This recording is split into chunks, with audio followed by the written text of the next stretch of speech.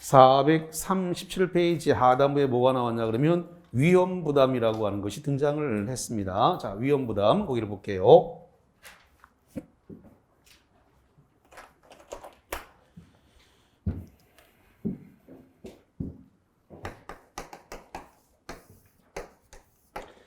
자, 어떤 사람이 매매 계약을 했습니다.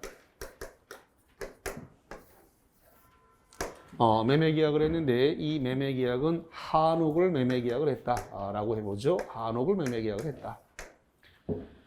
자, 한옥을 매매 계약을 했는데 계약일이 5월 1일이다. 계약을 한 날짜가 5월 1일 날 계약을 했다라고 해보죠.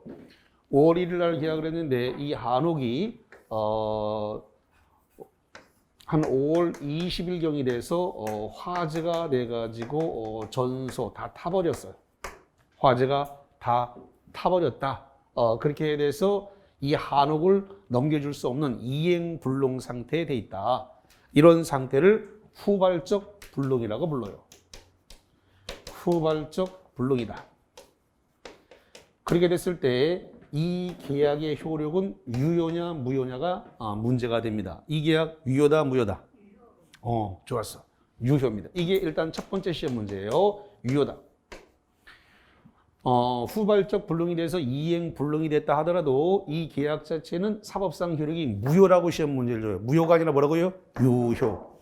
왜 유효냐라고 했을 때 우리가 유효와 무효를 판가름하는 기준점은 법률 행위시예요. 이 계약이 성립된 법률 행위시란 말이죠. 그럼 계약서를 쓰는 법률 행위시를 기점으로 했을 때 놓고 봤을 때 한옥은 5월 1일 날 존재하고 있었나요? 존재하고 있었죠. 그러면 5월 1일 법률 행위시를 기점으로 유효냐 무효냐를 판단하는 것이지 5월 20일 기점으로 유효냐 무효냐를 판단하는 것이 아니기 때문에 그래서 이행불능이 됐다. 후발적 불능으로 이행불능이 됐다 하더라도 이건 사법상 효력이 뭐라고요? 유효다. 유효. 그래서 첫 번째 시험 문제 이게 유효냐 무효냐를 논하는 게 시험 문제 나오는데 이건 결론으로 유효. 이렇게 결론을 내겠습니다. 자, 그 다음에 그러면 어쨌든 간에 지금 화재가 나서 전소는 다 타버렸다는 것이고 전소는 다 타버렸다. 다 타버린 상태라고 했을 때 그러면 손해를 누가 볼 거냐는 겁니다. 손해를 누가 볼 거냐를 갖다가 위험부담이라고 불러요.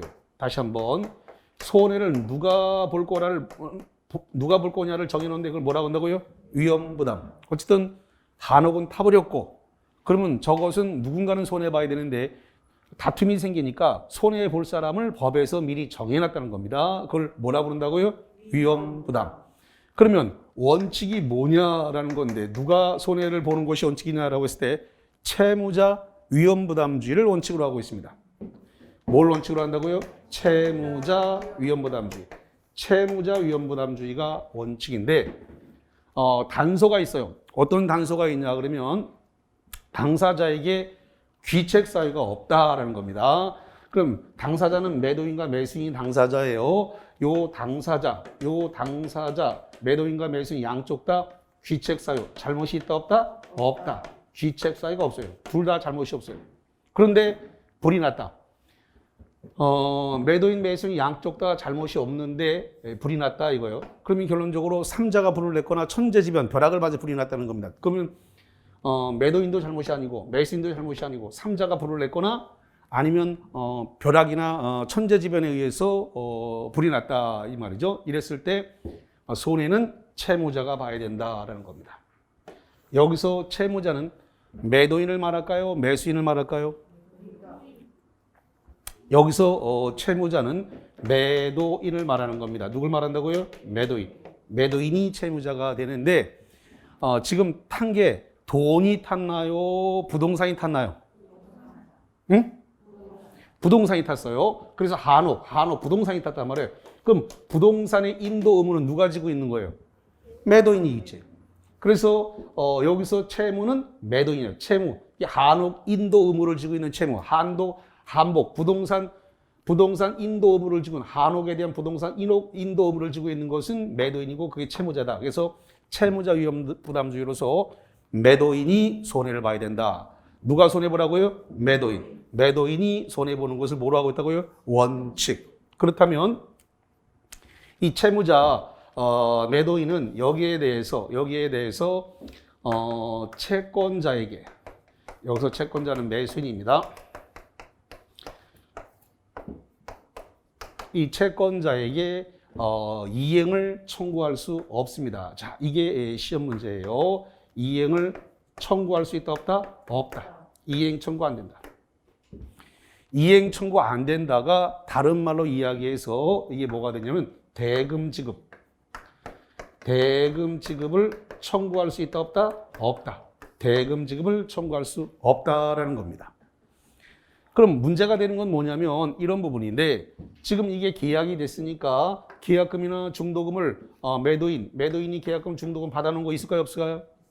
계약이니까 당연히 있겠지. 예, 그래서 계약금 받아놓은 거라든가 계약금, 혹시 중도금 이런 게 혹시 받아놓은 것이 있다면 이 계약금, 중도금에 대해서 이 채권자, 이 매수인은 이거 돌려달라라고 반환 청구할 수 있다, 없다? 있다. 당연히 반환 청구할 수 있어요. 반환 청구를 할 수가 있고, 반환 청구가 들어오게 되면 매도인은 이거 반환해야 될 의무가 있다, 없다? 있다. 반환 의무가 있습니다. 반환해야 될 의무가 있다. 자, 그 다음에 지금 여기까지가 정리한 것이 원칙을 정리한 겁니다. 원칙. 그럼 예외를 정리할게요. 예외는 채권자 위험부담주의가 예외입니다. 채권자 매수인이죠. 채권자 위험부담주의예요.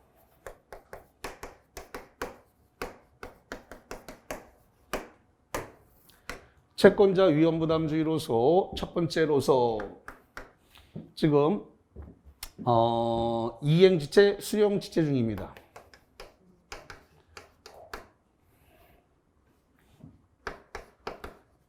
수령지체, 이행지체 중에 있어요. 수령지체, 이행. 아까 수령지체가 뭐 하는 거라 그랬어요? 아까 했는데 수령지체라고 하는 것 자체는 변제기, 이행기에 매도인이 등기소를 들고 왔는데 매수인이 잔금을 지급 못 해가지고 등기를 못 받은 상태를 뭐라 한다고요? 수령지체. 매도인 입장에서는 수령지체고, 그 다음에 지금 그 매수인 입장에서는 돈을 못 줬으니까 뭐 한다고요? 이행지체. 같은 거예요, 지금. 수령지체, 이행지체 중에 그 당사자의 귀책 사유가 없어요. 당사자의 귀책 사유가 없다. 당사자 그랬으니까 매도인, 매수인 둘 다 잘못이 없는 상태에서 지금 목적물이 지금 화재로 전소했습니다. 그래서 한옥이 지금 전소 다 타버렸다. 수령지체, 이행지체 중에 당사자의 잘못이 없는 상태에서 당사자 잘못이라고 그랬으니까 매도인, 매수인 둘 다 잘못이 없는데 불이 났다. 그러면 삼자가 불을 냈거나 천재지변 등에 의해서 벼락을 맞았거나 불이 난 거예요. 이런 경우에 대해서 책임을 누가 져야 된다? 채권자, 매수인이 책임을 져야 된다라는 겁니다. 한옥이 전소가 됐다면 채권자, 매수인이 손해봐라. 자, 그 다음에 두 번째로서는 이 매수인, 채권자죠.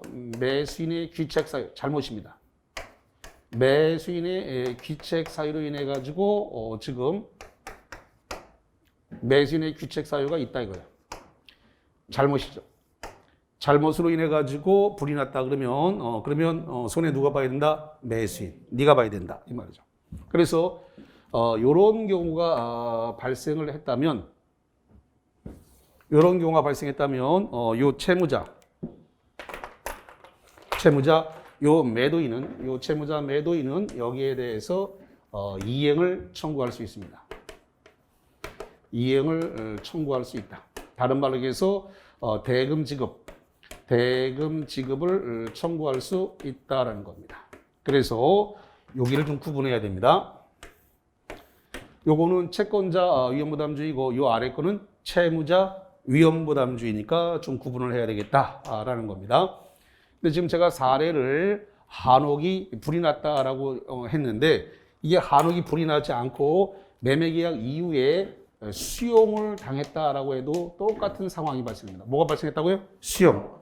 계약 이후에 수용돼도 이 상황은 동일한 상황이다. 이렇게 전제를 하겠습니다. 자, 그래서 그 교재 잠깐만 볼게요. 438페이지 맨 꼭대기 보니까 원칙이 뭐라고 되어 있나요? 채무자 위험부담주의다라고 되어 있습니다. 채무자 위험부담주의. 그래서 537조 쌍무계약 당사자 일방의 채무가 당사자 쌍방의 무슨 사유라고요? 책임 없는 사유. 이겁니다. 당사자 쌍방이 무슨 사유라고요? 책임 없는 사유. 책임 없는 사유. 규책 사유가 없다는 거예요. 책임 없는 사유로 문제가 생긴 거예요. 책임 없는 사유로 이행할 수 없게 된다. 책임 없는 사유로 이행할 수 없게 된 것은 불이 났을 수도 있고 수용을 당했을 수도 있습니다. 화재가 났을 수도 있고 뭐 한다고요? 수용될 수도 있다. 이게 책임 없는 사유로 이행할 수 없게 된 때예요. 채무자는 여기서 채무자는 누구라고요? 매도인. 채무자는 상대방의 이행을 청구하지 못한다. 여기 써놨습니다. 채무자는 채권자 상대방에게 이행을 청구하지 못한다. 요거 이행을 청구하지 못한다. 자, 그다음 맨 밑에 438 맨 밑에 예외 채권자 위험부담주의예요. 요거 채권자 위험부담주의 매수인입니다. 맨 밑에 예외. 그래서 그건 원칙이 아니라 뭐라고요? 예외입니다. 여기 채무자 위험부담주의가 원칙이라고 돼 있죠? 그다음에 채권자 위험부담주의 이건 뭐라고요? 예외예요. 그래서 원칙은 채무자 위험부담주의, 예외가 채권자 위험부담주의. 자, 그래서 예외가 채권자다. 538조 1항 쌍무계약의 당사자 일방의 채무가 채권자의 책임 있는 사유로 이행할 수 없게 됐다. 그거 밑줄입니다. 책임 있는 사유. 요겁니다. 요 매수인은 지금 현재 채권자가 되어 있고 채권자의 책임 있는 사유, 귀책 사유가 있다는 거예요. 귀책 사유가 있다. 책임 있는 사유로 이행할 수 없게 된 때는 계약 채무자는 여기서 채무자가 누구라고요? 매도인. 채무자는 상대방의 이행을 청구할 수 있다. 여기 상대방에게 뭘 할 수 있다고 이행을 청구할 수 있다. 채권자의 수령지체 여기 보세요. 채권자의 뭐라고요? 수령지체. 채권자의 수령지체 다른 말로 이행지체입니다. 수령지체 중에 당사자 쌍방의 책임 없는 사유 요거 수령지체 중에 당사자 쌍방의 책임 없는 사유로 목적물이 다 수용당하거나 화재가 났다. 쌍방의 책임 없는 사유로 이행할 수 없게 된 때도 또한 같다는 말은 이행을 청구할 수 있다. 대금 내라 라고 요구할 수 있다. 이런 이야기가 되겠습니다. 자, 그 정도 보신 상태에서 일단 매일 정리 노트부터 볼게요.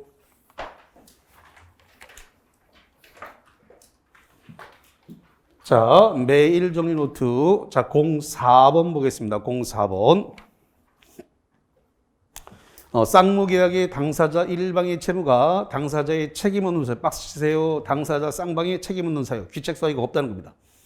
당사자 쌍방의 책임 없는 사유로 이행할 수 없게 된 경우에 채무자는 상대방에게 이행을 청구할 수 있다. 자, 이거 이행을 청구할 수 있는 거예요? 없는 거예요? 응? 이행을 청구할 수 있다가 아니라 뭐라고요? 없다. 이행을 청구할 수 없다라는 겁니다. 이거는 537조예요. 이거잖아요. 이거. 이행을 청구할 수 뭐라고요? 없다는 겁니다. 이행을 청구하지 못한다.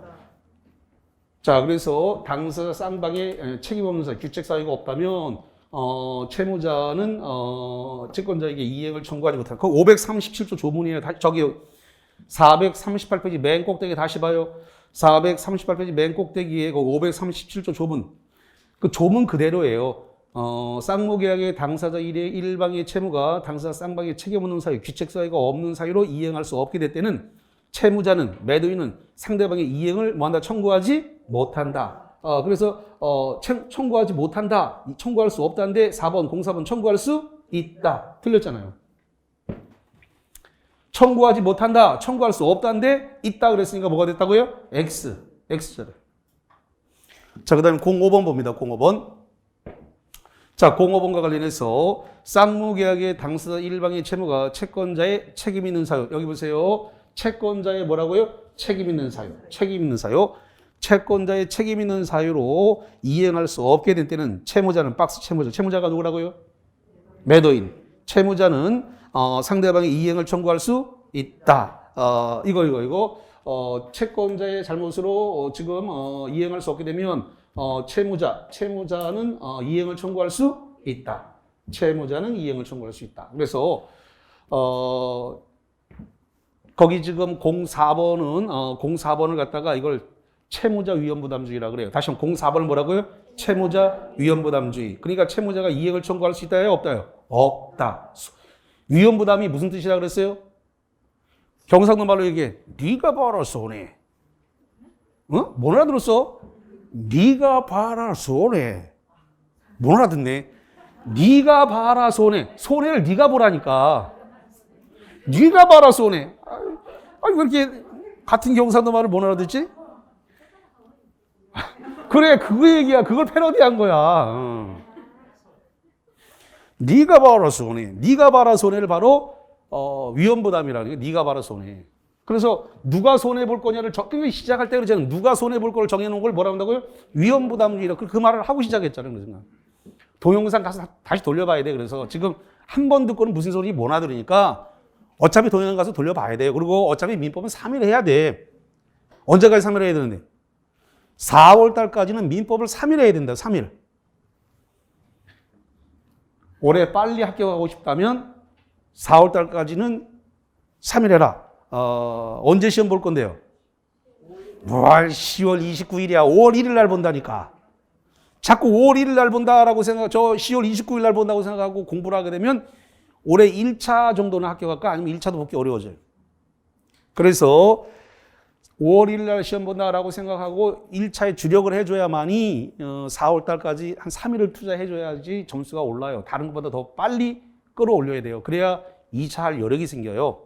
근데 똑같이 배분하면 안 된다. 자, 자꾸 하면 잔소리고 시간 가니까 그만합니다. 자, 그러면 저기 프린트물 볼게요. 프린트물과 관련해서 보충학습을 보겠습니다. 보충학습 관련해서 03번 문제를 봅니다. 시간이 없어서 제가 막바로 풀겠습니다. 자, 03번. 갑은 자기 소유의 주택을 을에게 매도하는 계약을 체결했는데 갑은 박스. 그러면 갑이 매도했으니까 갑은 매도인이에요, 매수인이에요? 이걸 빨리 결정을 해야 돼. 갑이 자기 소유의 주택을 을에게 매도했으니까 갑이 뭐라고요? 매도인. 을은 뭐다? 매수인. 이게 빨리 결정 나야 돼. 시험 문제가 나오면. 생각을 자꾸 하면 안 돼. 자, 그 주택의 점유와 등기가 을에게 이전되기 전에 동그라미 멸실되었다. 그럼 등기나 인도가 되기 전에 넘어갔으니까 이걸 뭐라 그런다고요? 인도가 되기 전에 멸실됐으니까 그걸 뭐라 한다? 후발적 불능이라 그래요. 등기와 점유인도 되기 전에 목적물이 멸실된 상태를 뭐라 한다고요? 후발적 불능. 그래서 멸실됐다. 다음 중 틀린 것은 판례에 따른다. 1번. 주택이 태풍으로 멸실됐다. 태풍으로 멸실된 것은 매도인, 매수인 양쪽 다 잘못이 없죠? 천재지변이야 그러면 이런 경우에 잠깐만 천재지변 양쪽 다 잘못이 없으면 손해 누가 봐야 돼? 자, 채무자 위험부담주의로 가야 돼요. 여기 당사자의 귀책 사유가 없다고 돼 있잖아요. 태풍으로 무너진 거는 매도인, 매수인 양쪽 다 귀책 사유가 없죠? 그러면 양쪽 다 잘못 없으면 누가 손해 봐야 돼? 채무자 위험부담주의. 위험부담주의가 뭐라고요? 네가 봐라 손해. 손해를 누가 볼 거냐를 법이 정해놓은 거라니까. 누가 손해보라고요? 채무자. 채무자가 누구다? 매도인. 매도인이 누구다? 문제상으로? 갑. 다시 한번. 문제상으로 매도인이 누구라고요? 갑. 그러면 여기 갑이 을에게 이행을 청구할 수 있다 없다? 없다. 그러면 1번. 거기 갑은 을에게 대금지급을 청구할 수 없다. 맞잖아. 이걸 뭐라 한다? 채무자 위험부담주의. 다시 1번을 뭐라 한다고요? 채무자 위험부담주의라 그래요. 537조 채무자 위험부담주의. 두 번째, 갑의 과실로. 자, 잠깐만. 여기는 귀책 사유가 없으니까 잘못이 없다는 거죠? 근데 시험 문제가 갑의 잘못으로 그랬으니까 갑의 귀책 사유가 있다는 거예요. 2번 동그라미 문제는 갑이 잘못했어. 그럼 갑이 잘못했으면은 계약을 해지하고 손해배상 의무가 발생을 해요. 귀책 사유가 있다면. 여기 귀책 사유가 없어야 된다고 되어 있죠?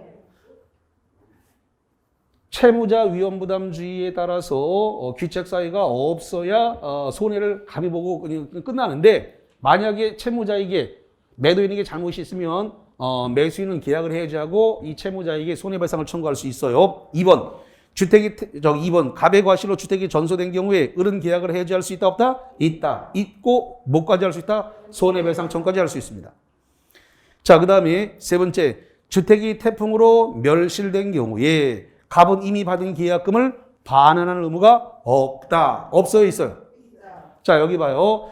지금 당사자의 규제사유 태풍으로 무너진 것은 당사자, 매도인, 매수인 양쪽에 다 잘못이 있다 없다? 없다. 그러면 계약금 중도금 받은 것이 있다면 채권자, 매수인은 계약금 중도금 반환 청구할 수 있다 없다? 있다. 그러면 반환 청구 받으면 채무자, 매도인은 반환 의무가 있다. 있는데 뭐라고 하세요? 없다. 3번 틀렸고 답이 됐네요. 너무 쉽죠? 좋습니다. 자, 나머지 이하 생략. 시간이 없어서 계속 다 못하겠습니다. 많이 뒤쳐졌어요, 지금. 자, 이제 어디로 갈 거냐면은 제3자를 위한 계약. 이거 큰일 났네. 이거 너무 많이 늦었네. 자, 440페이지로 갑니다. 440페이지 맨 꼭대기에 제3자를 위한 계약을 봅니다.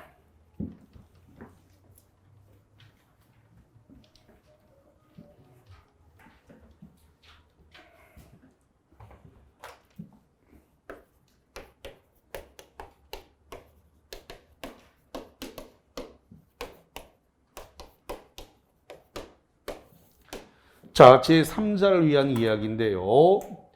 그러면은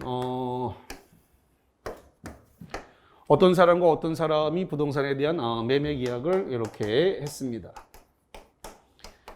매매 계약을 했는데 이걸 3억에 했다. 이렇게 한번 해보죠.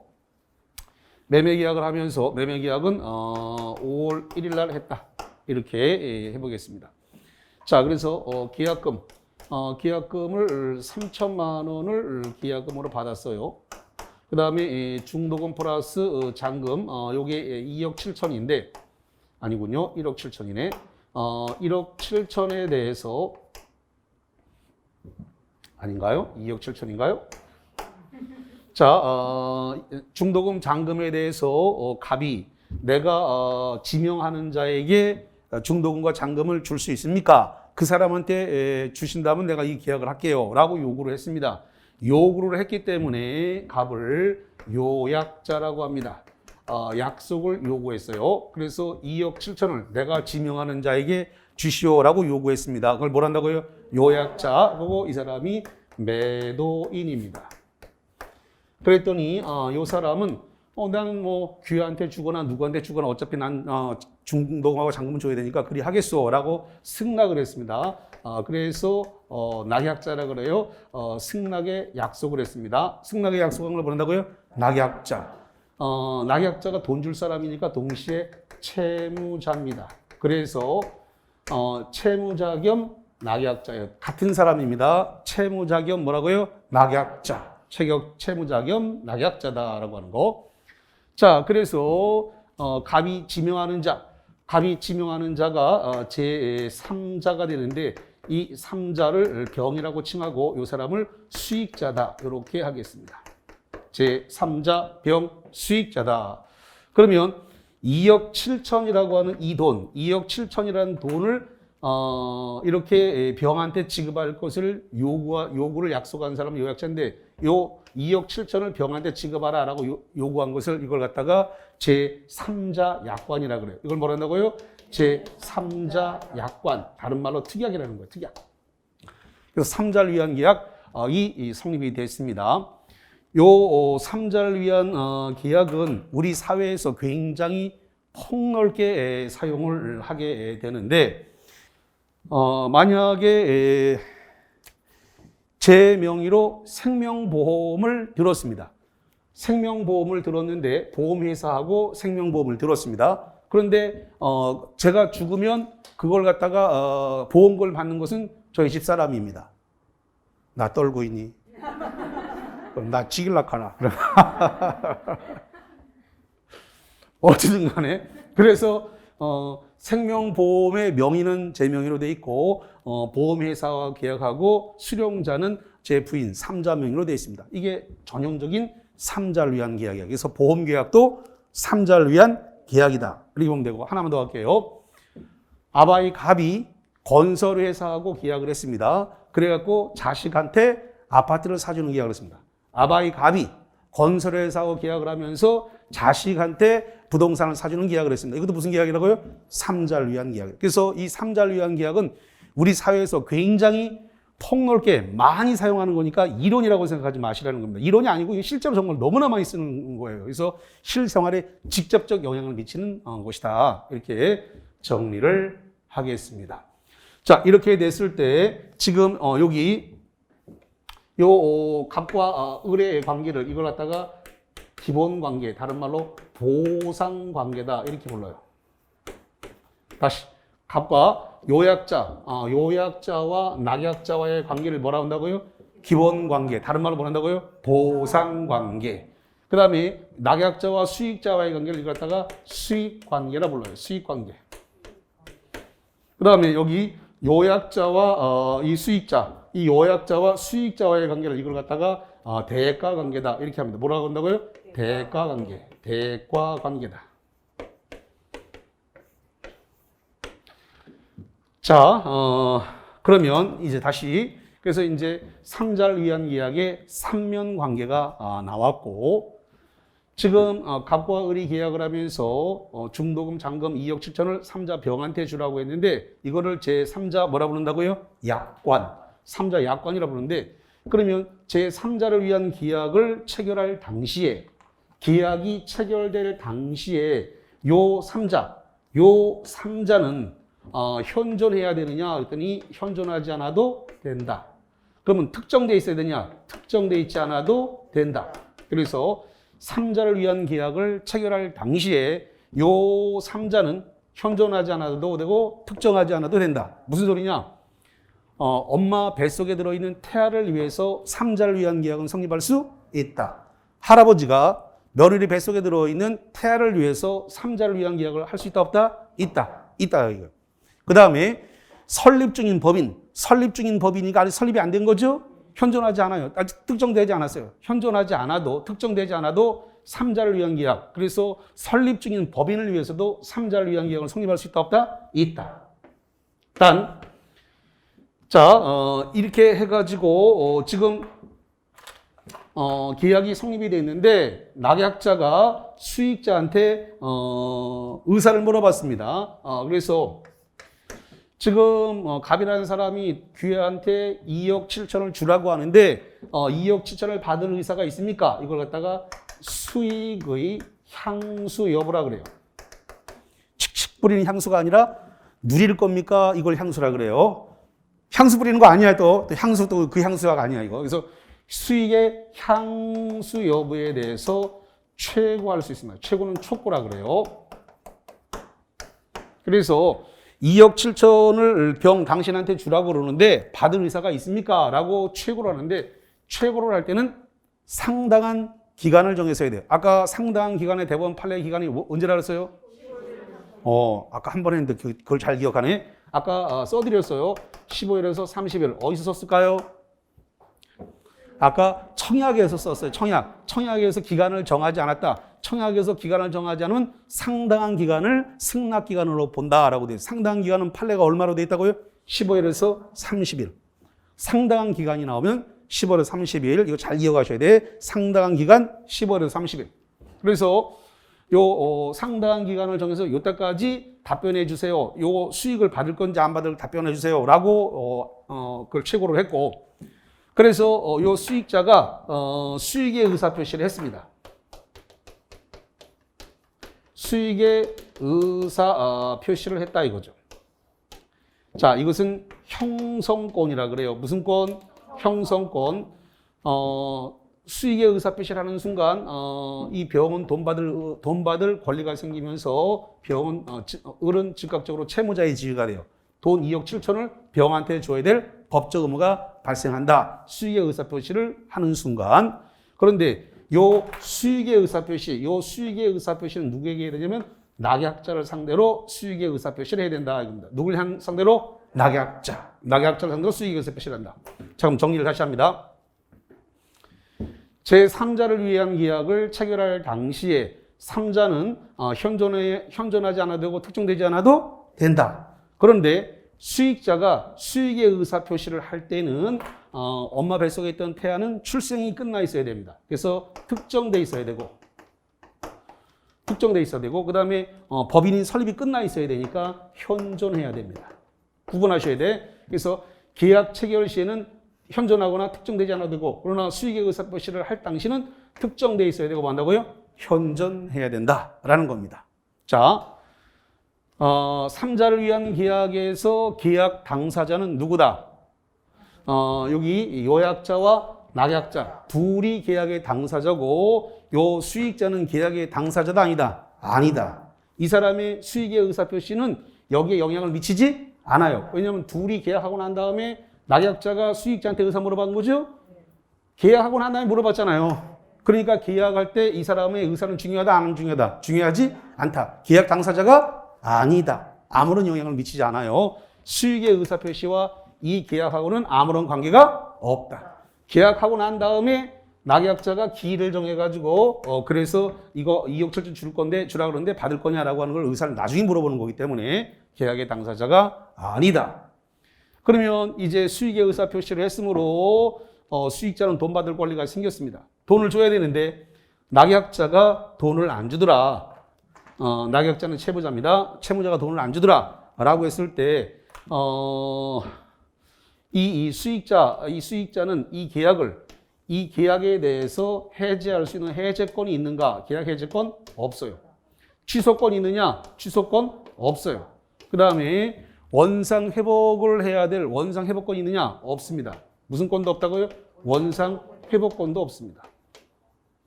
누구한테 없다고요? 수익자. 수익자한테 이러한 수익자한테는 요 계약을 해제하거나 취소하거나 원상 회복 청구권이 있다 없다? 없다라는 거. 그럼 계약 해제 취소 원상 회복은 누가 되냐면 갑과 을 사이에 해야 될 문제지 수익자가 할 문제는 아니다. 그 다음에 수익의 의사 표시를 하고 난 다음에 요약자와 낙약자의 합의로 요걸 갖다가 수익의 의사 표시 이후에 변경할 수 있느냐? 없습니다. 다시 합니다. 수익의 의사 표시 이후 이 수익자의 권리를 침해하면 된다 안 된다? 안 된다. 권리 침해 안 됩니다. 권리 침해가 안 된다는 말은 요약자와 낙약자의 합의에 의해서 이 돈 주기로 한 걸 갖다가 없던 것을 할 수 있다 없다? 없다. 어떤 거 하고 난 다음에 수익의 의사표시 이후 수익의 의사표시 이후에는 권리 침해를 하는 행위를 해서는 안 된다라고 하는 거 정리를 하겠습니다. 자, 그 다음에 이 3자를 위한 계약에서 승부가 나는 문제가 바로 이건데 지금 요약자와 낙약자와의 관계를 뭐라 본다 그랬어요? 기본관계. 다른 말로 뭐란다고요? 보상관계라 그래요. 집에 가서 동영상 여러 번 돌려보셔야 돼요. 지금 오늘 한 이야기들은 상당히 시험 문제가 다 많이 나오는 거고 자주 나오는 건데 대부분의 학생들이 뒤가 약해요. 앞에만 많이 하지 뒤가 약해. 그러니까 여기를 3번, 5번씩 돌려봐야 돼. 자, 그러면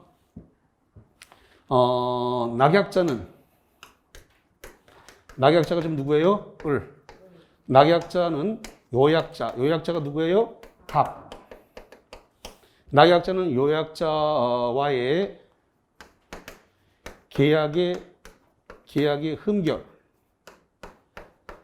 자, 이 흠결이 뭐냐 그러면 계약이 무효라든가 취소라든가 해제된 이런 상태가 흠결입니다. 낙약자는 요약자와의 계약의 흠결에 대한 항변으로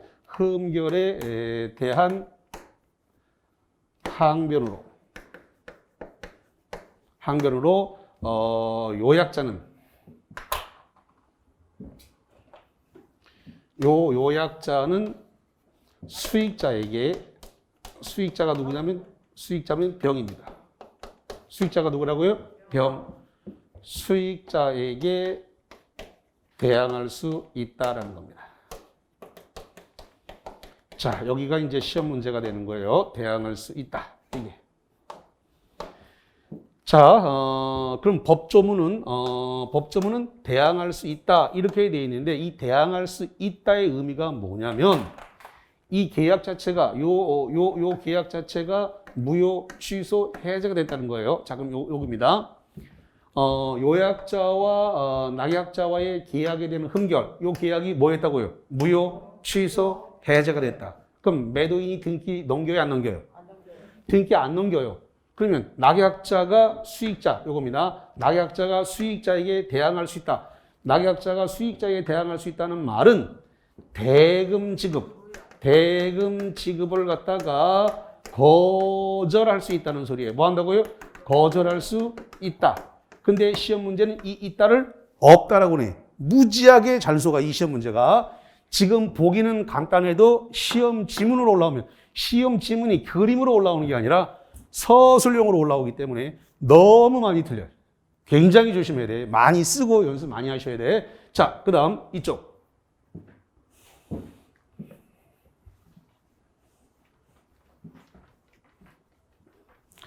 자, 그 다음에 지금 여기 요약자와 낙약자와 자, 요약자 값, 요약자와 지금 수익자 병입니다. 요약자와 수익자 병과의 계약의 흠결을 이유로 요 수익자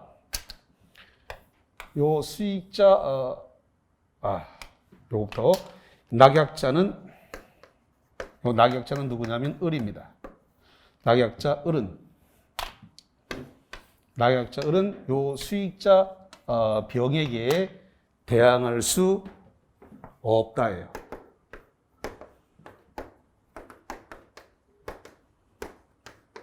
낙약자 을은 지금 낙약자는 채무자인가요? 다시 한번 낙약자가 뭐라고요? 채무자. 같은 사람이에요. 낙약자가 누구라고요? 채무자. 돈 줄 사람이에요. 낙약자는 수익자 병에게 대항할 수 없다.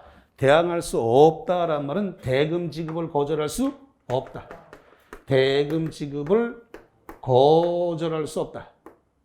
거절할 수 뭐라고요? 없다.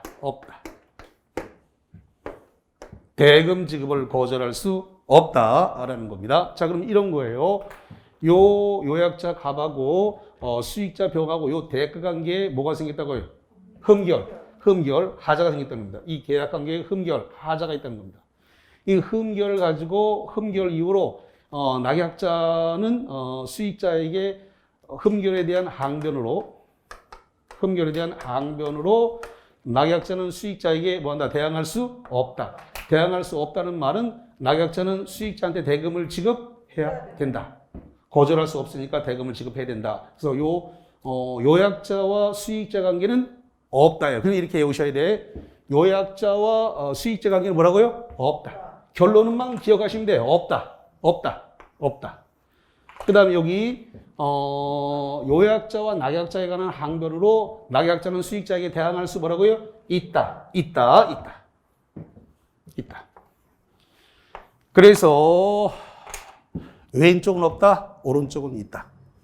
시험 문제는 없다와 있다에서 승부가 나는 거예요. 근데 있다 없다 양쪽 다 아는데 어느 쪽에 없고 어느 쪽에 있는지 이걸 헷갈린단 말이지. 그래서 요 두 사람 간의 항변으로서 낙약자는 수익자에게 대항할 수 있다. 있다란 말은 대금 지급을 거절할 수 있다. 돈 2억 7천 못 준다라고 주장할 수 있다. 이 두 개에 대한 계약에 대한 흠결로서 낙약자는 수익자한테 대금 지급을 거절할 수 없으니까 대금 2억 7천을 줘야 한다. 거절할 수 없다니까 이렇게 보면 되겠습니다. 자, 그래서 거기와 관련돼 가지고 쭉 좀 보시면 되겠는데, 그래서 거기 440페이지 맨 꼭대기입니다. 맨 꼭대기에 539조입니다. 제3자를 위한 계약. 계약에 의해 당사자 일방이 제3자에게 이행할 걸 약정한 때는 제3자는 채무자에게 채무자가 누구라고요? 낙약자예요. 여기 이걸 빨리빨리 바꿔야 돼. 채무자가 누구라고요? 낙약자. 채무자에게 직접 그 이행을 청구할 수 있다. 자, 그래서 보시면 되겠고, 그 다음에 그 539조 2항.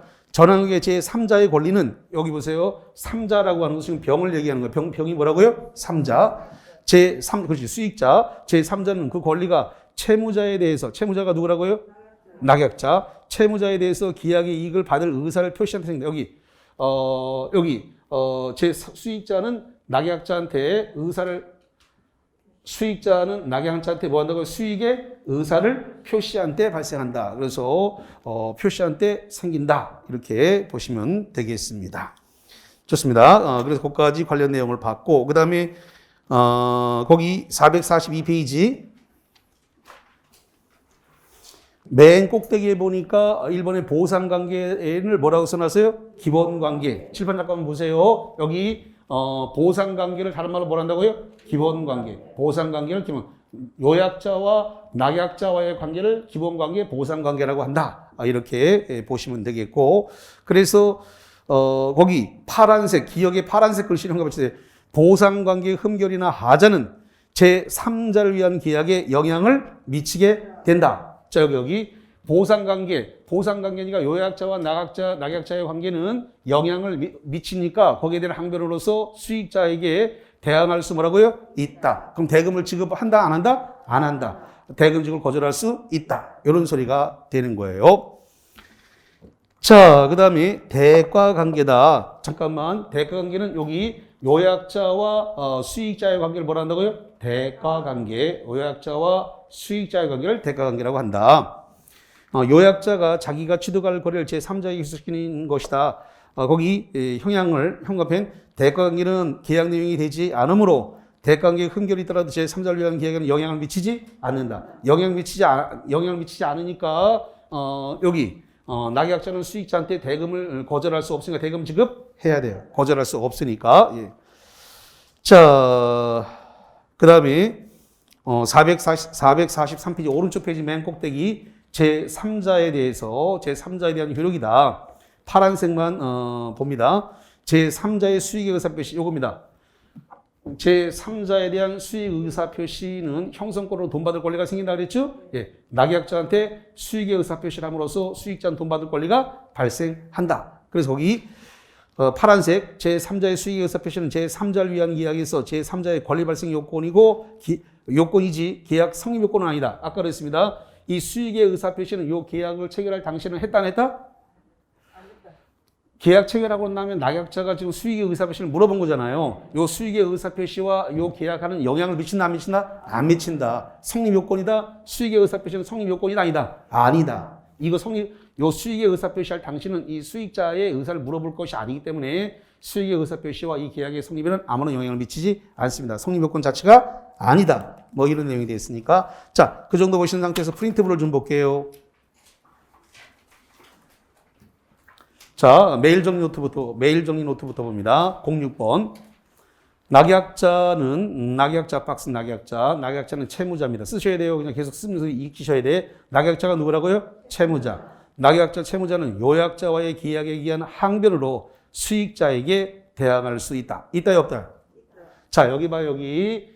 지금 낙약자는 요약자와의 계약에 대한 흠결, 요 항변으로 수익자에게 대항할 수 뭐라고요? 있다. 있다니까 뭐가 됐어요? 오. 그러니까 이거를 낙약자가 채무자라는 걸 빨리 기억하셔야 돼요. 이 그림을 자꾸 손으로 쓰면서 익히셔야 돼. 누르로 하지 말고 책 보고 하긴 되게 어려워요. 그러니까 강의 틀어놓고 요걸 자꾸 손으로 쓰면서 체계를 익히셔야 돼.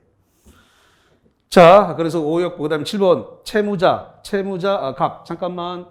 조금 전에는 요것이 지금 채무자가 을이었는데 문제는 채무자가 갑으로 바꿔놨죠?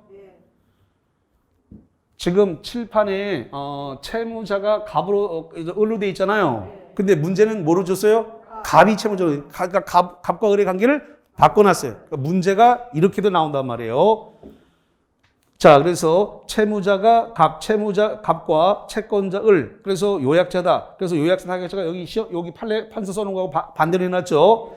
는 병은 똑같게 돼 있어요. 병을 수익자는 제3자를 위한 계약을 체결하고 병은 수익의 의사표시를 하였다. 병은 계약 당시에 특정되어야 한다. 맞아, 틀려요? 자, 여기 봐, 여기. 이 병은 요 계약 당시에 특정돼야 돼요? 아니잖아요. 엄마 뱃속에 있어도 된다 그랬죠? 태아를 상태로 해도 되고 그다음에 설립적인 법인을 해도 되니까 제3자를 위한 계약 당시에 요 3자는 특정될 필요가 없어요. 특정되어 있지 않아도 현존하지 않아도 돼요. 그렇기 때문에 결론 특정되어 있다. 병 수익자가 계약 당시에 특정되어 있어야 한다는 말은 뭐다? X다.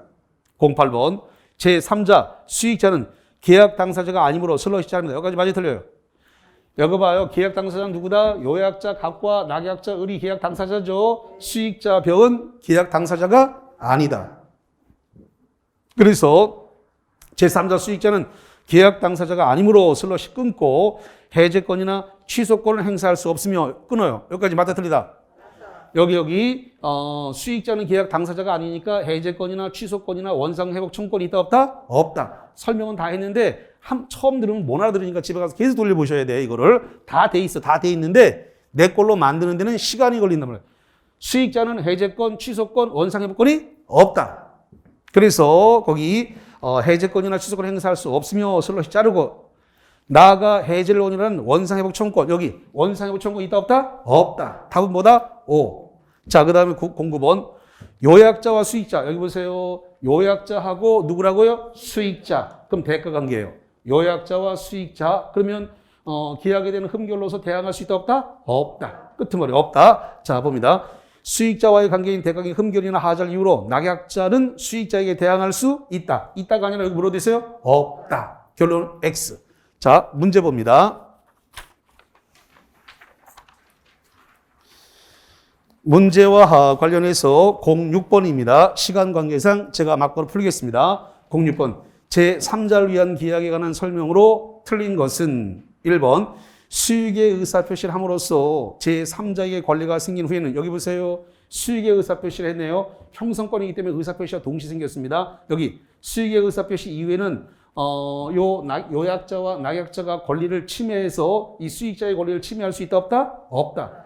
수익의 의사표시를 해서 권리가 발생한 이유는 요약자와 낙약자가 합의해서 이 사람의 권리를 변경시킬 수 없어요. 그래서 거기 수익의 의사표시함으로써 제3자의 권리가 생긴 이후에는 슬롯이 자릅니다. 요약자와 낙약자의 합의만으로 그 권리를 소멸시키지 못한다. 5입니다. 형성권이기 때문에 권리 소멸이 안 돼요. 그 다음에 2번 수익의 의사표시, 박스 수익의 의사표시. 수익의 의사표시는 제3자를 위한 계약의 성립요건이 아니다. 요거 수익의 의사표시 여기는 제3자를 위한 계약의 성립요건이 아니다. 맞고. 자, 그 다음에 세 번째 낙약자는 박스 낙약자. 낙약자는 요약자와의 계약에 발생한 항변으로 제3자에게 대항할 수 있다. 여기 봅니다. 낙약자는 요약자가 여기 있습니다. 자, 낙약자는 요약자와의 계약에 대한 항변으로 수익자에게 대항할 수 뭐라고요? 있다. 3번 있다. 끄트머리만 잘 보면 돼. 있다.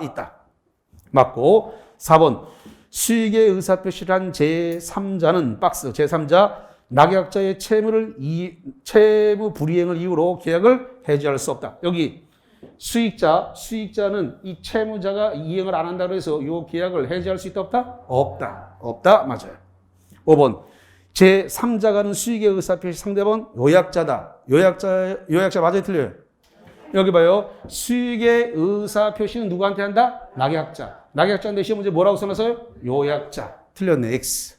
자, 여기까지 하고 5분 쉬고 난 다음에 시작하겠습니다.